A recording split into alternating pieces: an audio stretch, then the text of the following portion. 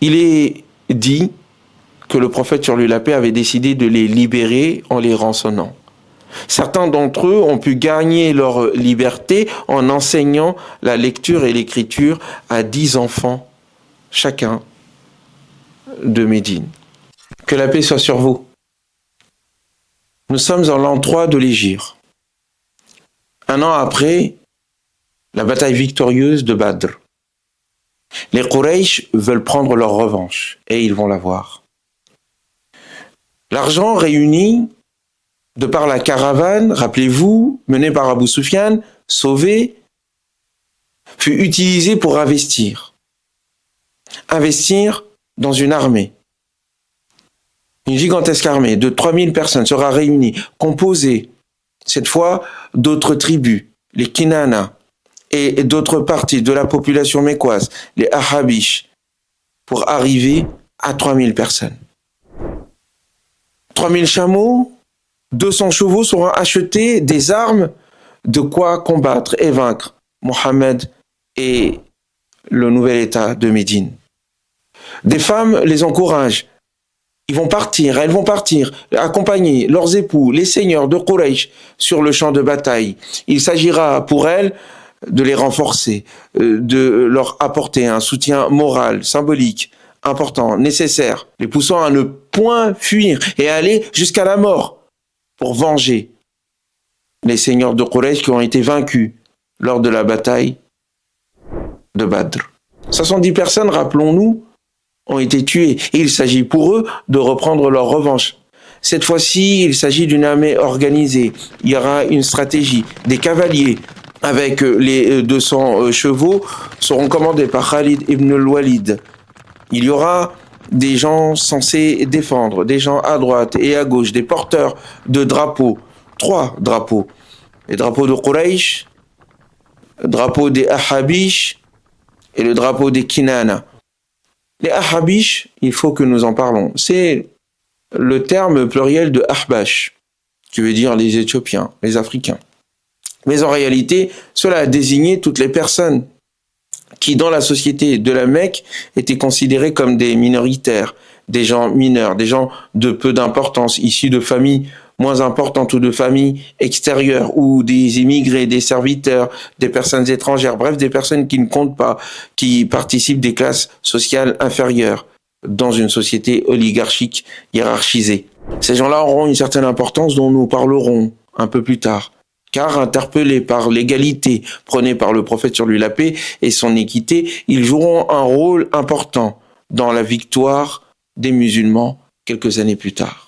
L'armée ainsi organisée sort avec une stratégie claire, un objectif. Il faut tuer Mohammed, prendre sa revanche et montrer à l'ensemble des tribus de la péninsule arabique la force et l'autorité de Quraysh, les seigneurs de la Mecque. Le prophète, sur lui la paix, avant de l'expédition, il sait, une revanche doit avoir lieu. Il décide de réunir les musulmans dans la mosquée de Médine, des jeunes, des vieux, des hommes comme des femmes, des personnes de haute stature ou de classe inférieure vont se retrouver pour décider ensemble de la stratégie à prendre.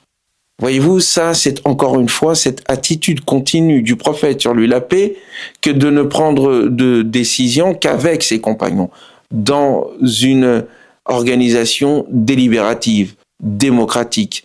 Et ce, pour toutes les questions, aussi bien les plus importantes telles que la guerre, le choix militaire, la stratégie, que les choses les moins importantes.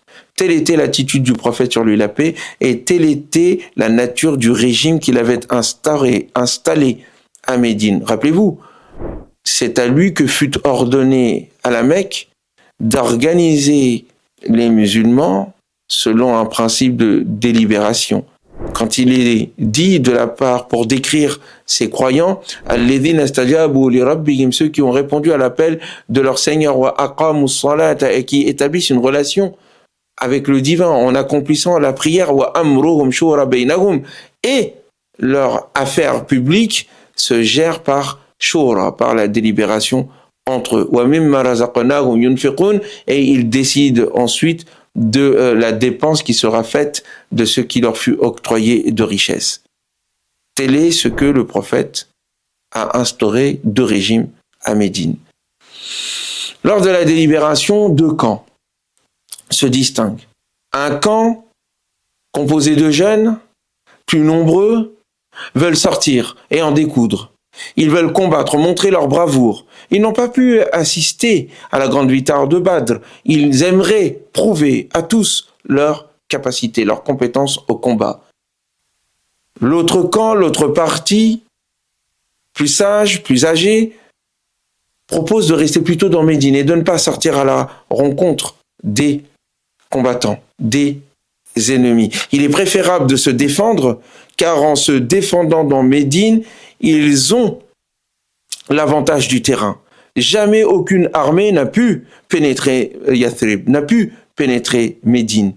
Les forteresses, les maisons construites en pierre, le terrain extrêmement étalé de Médine, avec un sol jonché de pierres tranchantes, ne peut être que dangereux pour l'armée de la Mecque, qui n'est pas habituée à combattre sur ce genre de terrain, un combat urbain, si l'on peut s'exprimer ainsi. Mais la majorité des jeunes prend le pas et prend le dessus. Et le prophète, sur lui la paix, bien qu'il penchait plutôt du côté de l'avis de ceux qui disaient qu'il fallait rester à Médine, décida de suivre la majorité. C'était sa sagesse, sa décision. C'était son modèle, un modèle que nous devons suivre et qui malheureusement n'est souvent pas suivi dans les pays musulmans qui rechignent tant à appliquer une véritable démocratie délibérative et préfèrent l'autorité, l'autoritarisme et la dictature.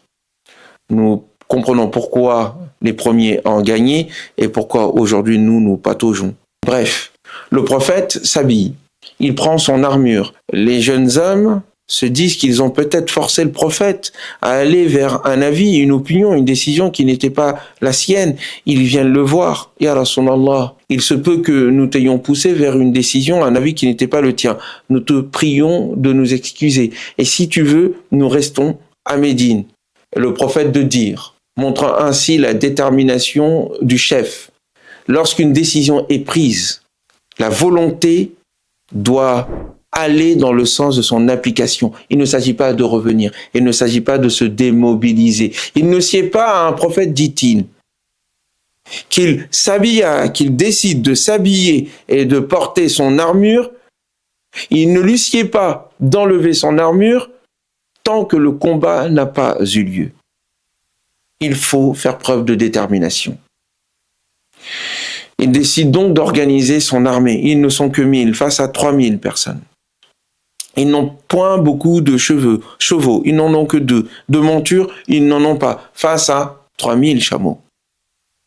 Mais ils ont la confiance, ils ont la foi, ils ont l'audace, et ils bénéficient de la clairvoyance d'un prophète, fin stratège. Ils décident de choisir le lieu du combat.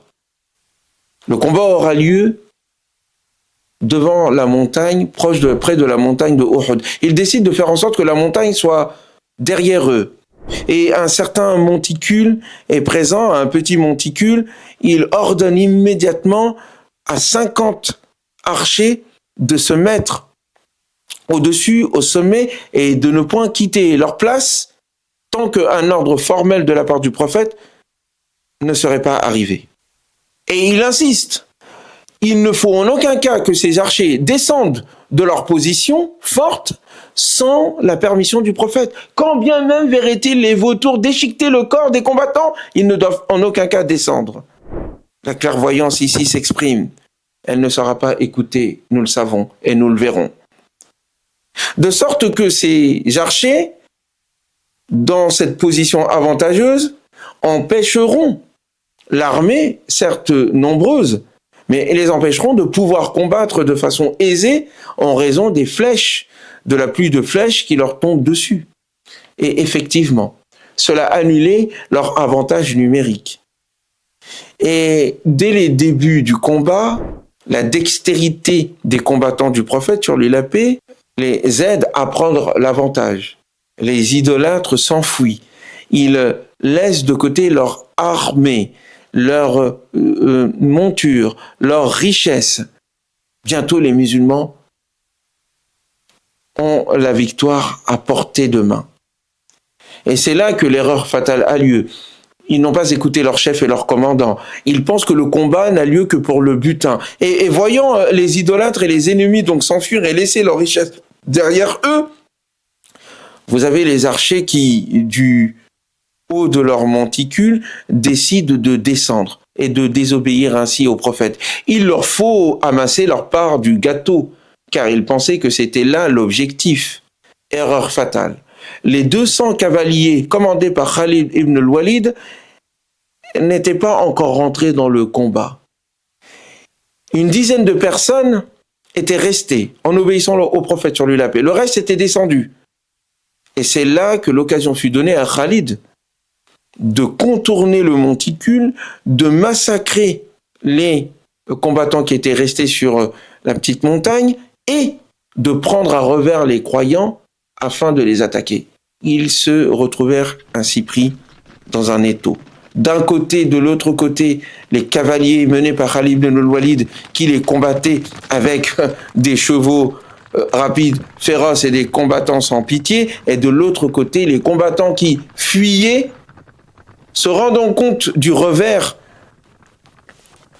qu'avait pris, ou plutôt la tournure nouvelle qu'avait pris le combat, eh bien, revers ton combat.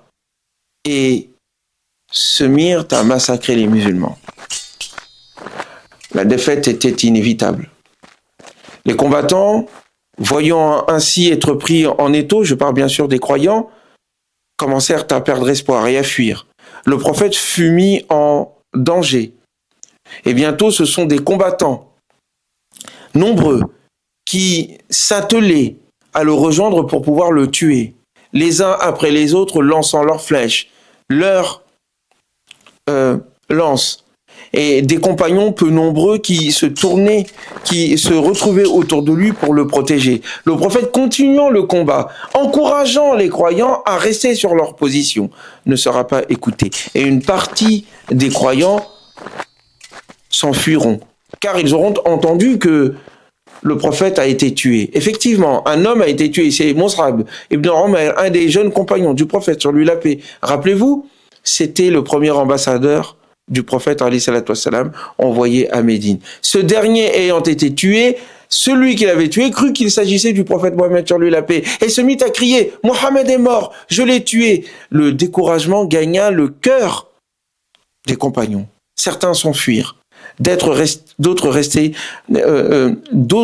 restèrent dans la fermeté du combat. Mais le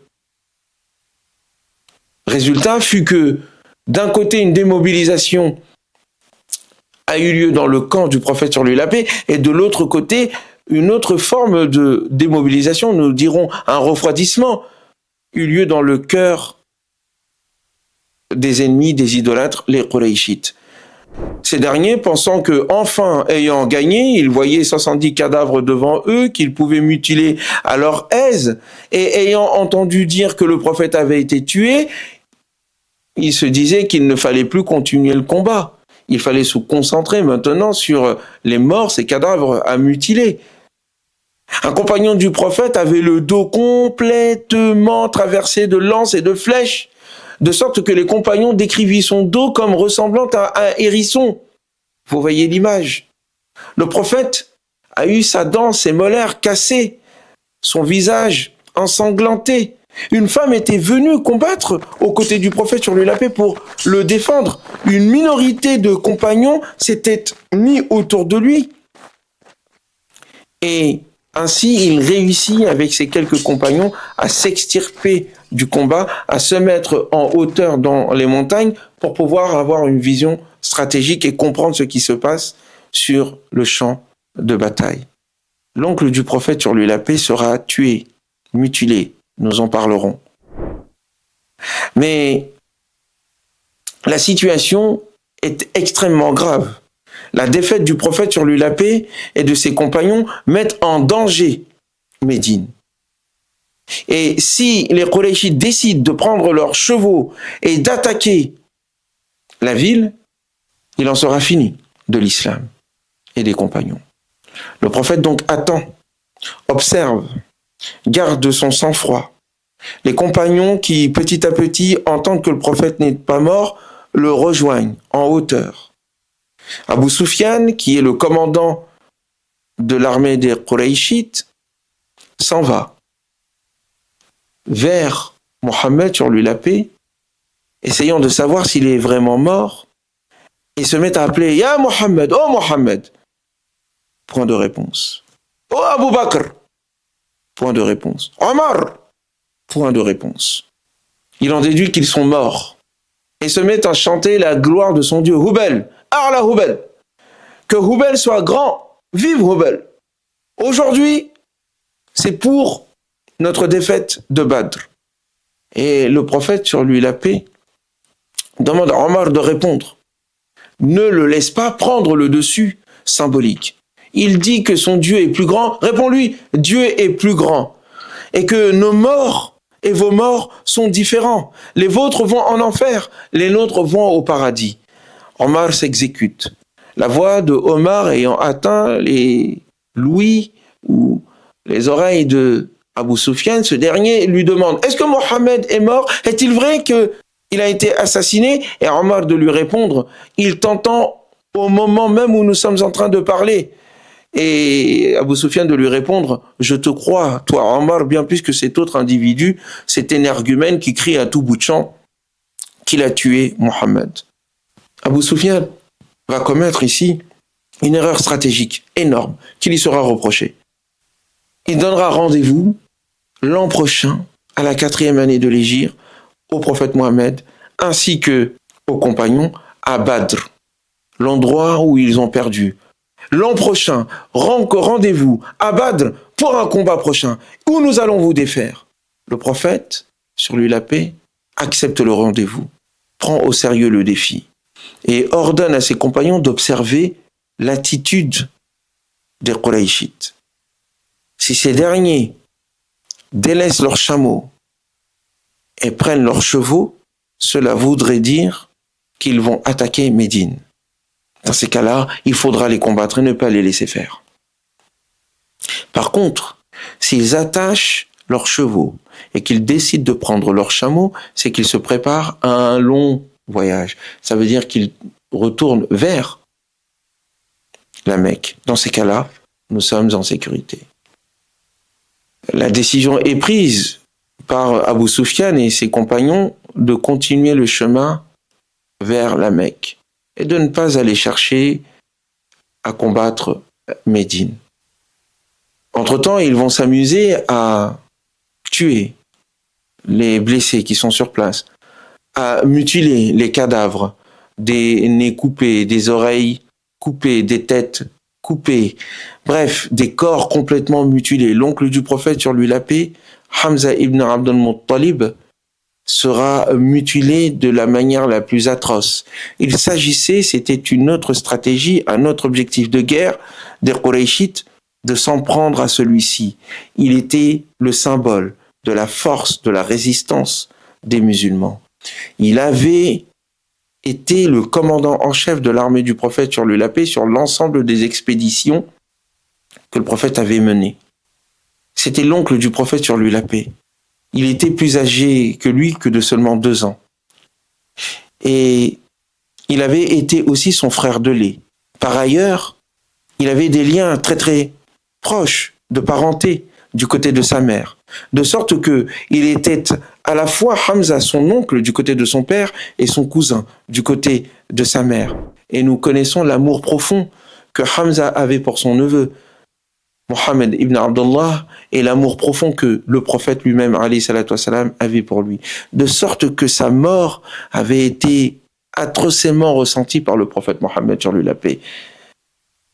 Un Qurayshite avait payé un esclave, Wahsh, en échange de sa liberté, avait été payé pour qu'il tuât Hamza ibn Abd al-Muttalib. Et c'est ce qu'il va faire.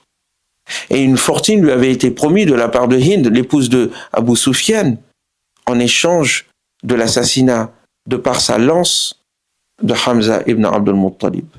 Son ventre sera déchiqueté, son foie sera dévoré et tout son corps sera mutilé. cela pèsera lourdement dans le cœur des croyants et dans le cœur du prophète sur lui la paix. C'est ainsi que se termina la bataille de Uhud, qui au début avait débuté par la victoire des compagnons, des musulmans. Mais l'erreur stratégique qui fut commise par ceux à qui il fut ordonné de rester au niveau de la montagne, plus le détournement d'un tiers de l'armée des musulmans par Abdullah ibn Saloul, eh bien, tout cela pesa du côté de la victoire des Qurayshites. Des leçons doivent être tirées. Des disputes et des discussions vont avoir lieu au sein de Médine. Le leadership du prophète sur lui la paix sera remis en cause. De quelle manière est-ce que le prophète tirera des leçons et de quelle manière arrivera-t-il à stabiliser la situation au sein de Médine? C'est de cela dont nous allons parler dans le prochain épisode. Le Coran, la révélation, descendra, indiquant les orientations à prendre, montrant les leçons spirituelles à tirer. Et cela sera une grande leçon pour toutes celles et ceux qui étudieront comme nous avec attention ce moment décisif de la vie de la communauté musulmane, de notre communauté. Je vous dis à très bientôt au prochain épisode pour les leçons à tirer de la bataille de Uhud.